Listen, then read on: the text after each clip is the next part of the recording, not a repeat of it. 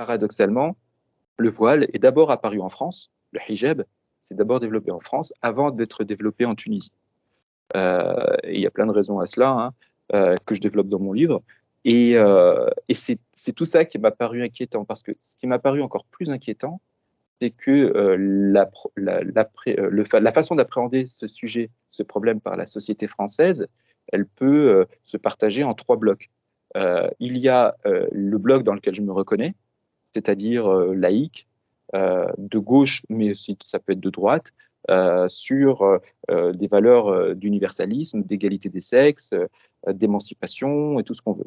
Ensuite, vous avez une frange, c'est l'extrême droite, qui là a basculé du racisme anti-maghrébin à la discrimination anti-musulmane. Donc, il parle moins d'arabe, entre guillemets, parce que c'est pas, peut-être on en discutera, mais il n'y a pas d'arabe au Maghreb, hein, ce sont des Amazirs, des Berbères. Moins de Merci de racisme anti. préciser cela. Merci beaucoup, Voilà. monsieur Bastien.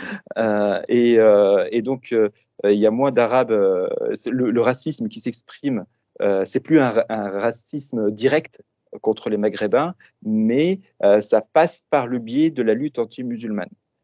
Et donc là, à travers la religion, en affirmant l'identité judéo-chrétienne, c'est aussi l'ethnie des Maghrébins, l'immigration qui est visée. Et enfin, le troisième pôle, et c'est celui-ci qui m'inquiète le plus parce qu'il influence le deuxième qui est l'extrême droite, c'est l'aveuglement, voire la complaisance, voire même le soutien d'une partie de la gauche à l'islamisme, considéré comme une pratique musulmane normale, une piété visible à respecter. Voilà. C'est une vision qui est raciste puisque c'est une vision qui essentialise tout le monde, c'est-à-dire que pour eux, de facto, on est tous musulmans, même ceux qui sont ex-musulmans, et qu'en plus, on est assigné à la frange extrémiste de l'islam, qui serait un islam un peu conservateur, mais c'est pas grave, ça passe. Voilà. Ça, c'est une vision qui est héritée de la période coloniale et qui considère que tous les musulmans sont pareils et que il faut que la religion puisse être visible, hein, comme les chrétiens ont la croix, par exemple, alors qu'en islam, il n'y a pas de signe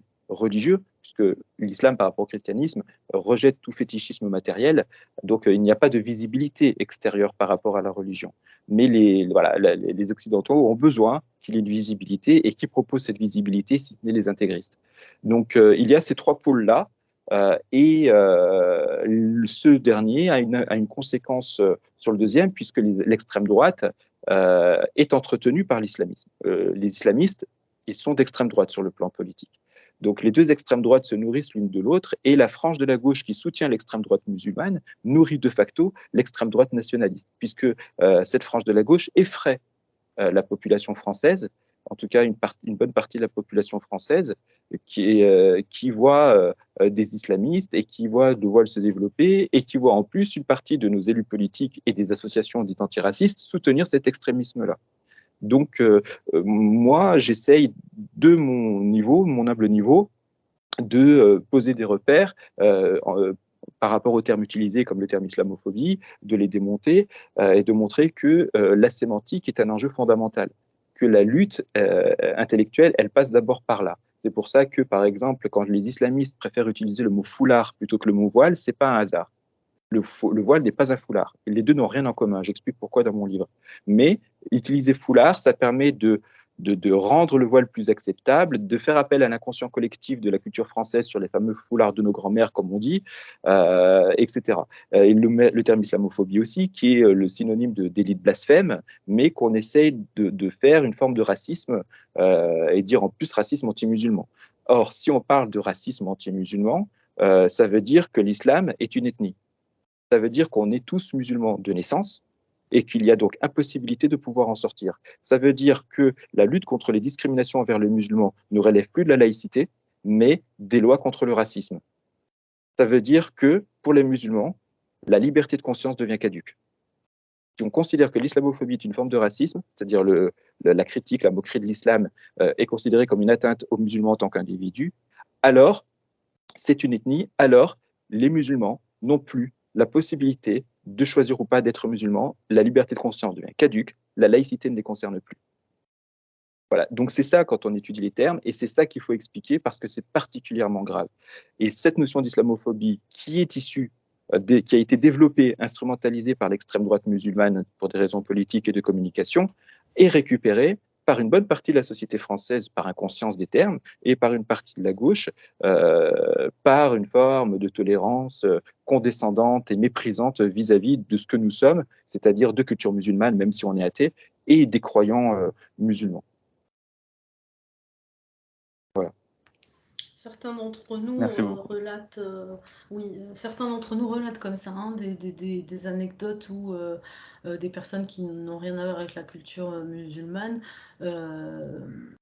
sont déboussolées en fait de voir quelqu'un d'origine maghrébine, origine musulmane, ça veut rien dire, comme vous dites, c'est pas une ethnie, mais des gens qui assument leur apostasie.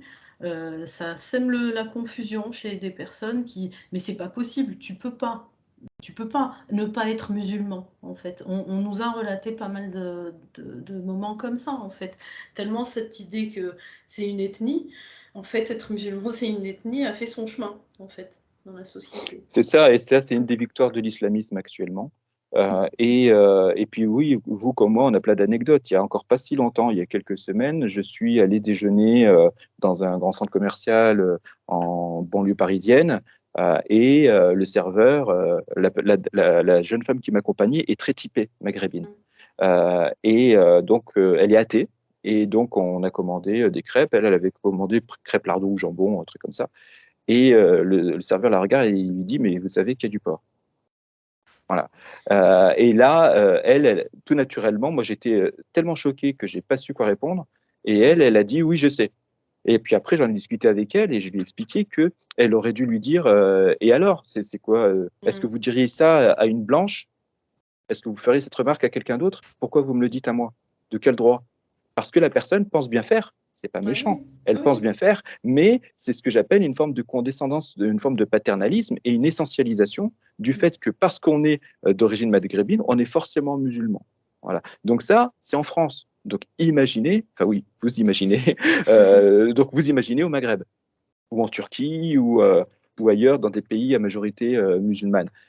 Et c'est ça qui est particulièrement inquiétant que ça puisse se produire en France. Si ça se produit en France, comment dire, je connais des Maghrébins athées en Tunisie, en Algérie, et ils m'ont tous dit, mais en France, voilà, ce qui se passe nous choque parce que cette condescendance, cette tolérance entre guillemets vis-à-vis de l'intégrisme musulman, bah, nous on en paye le prix aussi ici. Oui, c'est peut-être qu'on est à un moment où on va s'apercevoir de la globalité du problème parce que, comme je faisais allusion tout à l'heure à la décennie noire, à l'époque, enfin moi je l'ai vécu, je suis partie, j'ai eu la chance de pouvoir partir et de me réfugier en France durant la guerre civile, mais pour la partie que j'y ai passée, bon, les réseaux sociaux et Internet n'existant pas à ce moment-là, en tout cas, on a vécu à huis clos cette première expérience, en fait, qui était une version, moi j'ai une version un peu soft de Daesh, dans le sens où c'était pas l'État qui institutionnalisait la charia, mais le chantage dans lequel la population était prise, et que même si les lois n'ont pas été votées, il y a des personnes qui sont mortes parce qu'elles ne sont pas voilées, qu'elles n'ont pas cédé au chantage, et la résistance, ça consistait à continuer de se lever le matin et d'aller enseigner quand on était prof, quoi. Et c'est pour ça que quand il est arrivé ce qui est arrivé à Samuel Paty, comme je vous disais, la question c'était quand est-ce que ces choses-là vont arriver, parce que en Tunisie, le parallèle avec la Tunisie il est intéressant, mais il y a un héritage en Tunisie qui fait que peut-être le voile n'a pas fait le même type d'installation qu'il y a eu en Algérie. En Algérie, dans les années 80, c'était les débuts, mais on n'a pas cet héritage de Bourguiba et tout ça, quoi. Et en fait, on était un peu le laboratoire, et les islamistes terroristes, qui étaient considérés comme des opposants politiques, avaient trouvé refuge en France. parce que eux, ils avaient le droit à l'asile politique, ils étaient persécutés. Mes professeurs d'université qui ont été assassinés, ou d'autres, des journalistes, ou tout type d'intellectuels, ou juste des personnes qui avaient une certaine notoriété, parce qu'à ce moment-là, tout le monde était une victime potentielle, n'étaient pas persécutés par le gouvernement, donc n'avaient pas cet accès-là à l'asile politique. Et quand ces gens-là, les islamistes, sont venus s'installer en France, bah, pour nous, il était évident qu'ils allaient continuer leur combat en France. Mais en fait, ils ont eu quartier libre. Moi, c'est l'impression que j'ai eue, qu'on est pas mal à partager. C'est comme si ce danger-là, et là, je retrouve le côté un peu paternaliste que vous disiez là tout à l'heure, c'est des problèmes de là-bas, quoi. L'islamisme, c'est un problème des musulmans. Mais c'est vraiment ignorer l'idéologie et ses ambitions. Oui, parce que c'est pas qu'une impression, vous avez raison, hein.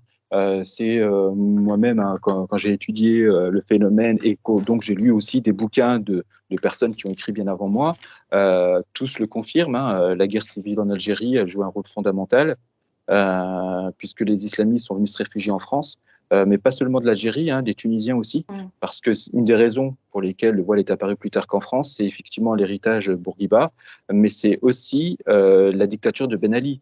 C'est-à-dire que en Tunisie, comme chez Kadhafi, comme chez Saddam Hussein ou comme il s'appelait Moubarak et toutes ces personnes, c'est qu'ils jouaient avec le feu avec les islamistes.